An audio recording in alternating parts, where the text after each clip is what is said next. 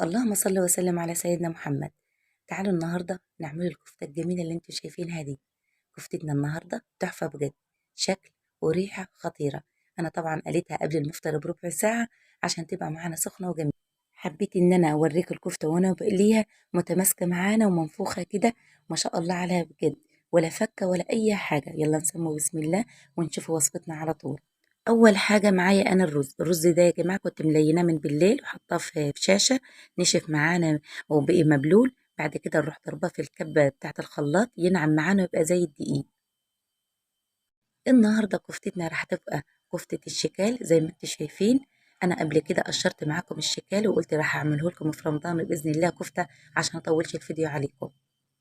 انا معايا الشكل بتاعي يطلع كيلو ما شاء الله، كنت مقشراه زي ما انتم شايفين كده، ومعايا بصل. الخضرة بقى كزبرة وشبت وبقدونس، ومعايا زي فص توم كده.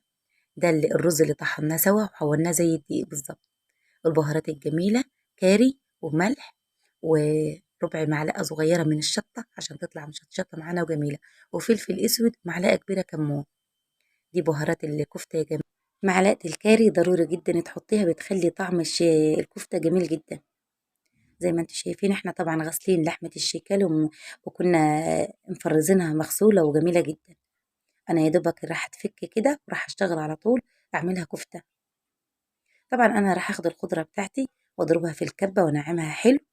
وزي ما انتم شايفين كده حطينا الخضرة في الكبة، البصل والثوم والخضرة الجميلة زي الكزبرة زي البقدونس وزي الشبت. انا عامهم حلو واجيب طبق كده واحطهم فيه زي ما انتم شايفين كده ناعمين معانا وما شاء الله عليهم بجد. نفس الطريقة دي يا جماعة نعمتهم حلوة كده في الكبة ما شاء الله. أجيب طبق وأحط الشكال في الطبق بإذن الله، وأروح حاطة الخضرة الجميلة دي. أنا راح أحط الخضرة كلها عشان تطلع معانا لحمة الشكال ريحتها جميلة كده، وتطلع معانا خضرة وجميلة، يعني حسب اللون اللي انت بتحبيه في لحمة الشكال. ممكن تقللي شوية من الخضرة. أحط البهارات الجميلة ديت زي ما انتم شايفين. معلقة الكاري جميلة جدا يا جماعة، كمون، ربع معلقة من الشطة حسب اختيارك الشطة، وفلفل أسود نص معلقة، ومعلقة ملح صغيرة. أضرب كل الخليط مع بعضه زي ما انتم شايفين البهارات والخضرة الجميلة. طبعا لحمة الشكال طرية جدا يا جماعة، هي مش زي الجمبري ماسكة نفسها. أنا مش هضربها في الكبة، هسيبها كده، ولو فيها قطع زي كبيرة بتبقى طعمها جميل جدا في الكفتة. أخلط كل حاجة وبعد كده أحط دقيق الرز. حطينا كل المكونات الجميلة زي ما انتم شايفين، وبعد كده نروح عجنها بإيدي. حبيت إن أنا ما اضربش الشكال يا جماعة في الكبة عشان ما ينعبش معايا وتطلع معانا الكفتة طرية. وزي ما انتم شايفين كده أنا عجنت الكفتة حلو. أنا طبعا راح أسيبها في التلاجة لمدة ساعة عشان تمسك نفسها كده وتبقى معانا تخينة. طلعتها من التلاجة يا جماعة ما شاء الله عليها، قعدت ساعة معايا. أنا حضرت زيت أقرص الكفتة بتاعتي زي ما انتم شايفين كده ما شاء الله ماسكة نفسها وجميلة جدا، وطبعا ما فيهاش سوائل خالص يا جماعة.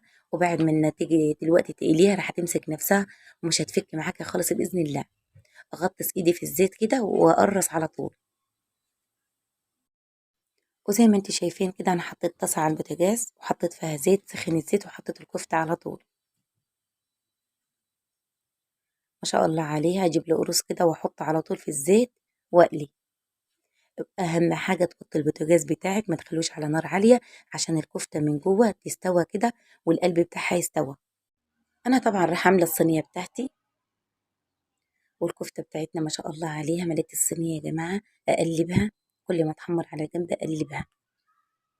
ما شاء الله عليها حمرت معانا ولونها بقي جميل جدا وما شربش زيت وجميلة جدا. أخلص الكفتة وارجع لكم تاني بإذن الله. وخلاص على كده خلصنا كفتة الشكال ما شاء الله عليها جميلة جدا يا جماعة. عايزة أوريكي لحمة الشكال من جوه مستوية وجميلة وفيها قطع من اللحمة. الكفتة معانا تحفة بجد، سخنة معانا وجميلة جدا زي ما انتم شايفين كده. بألف هنا وشفا على اللي بياكل منيها. ويا رب يكون عجبتكم كفتة الشكال وعجبتكم الطريقة، واشوفكم فيديو تاني بإذن الله.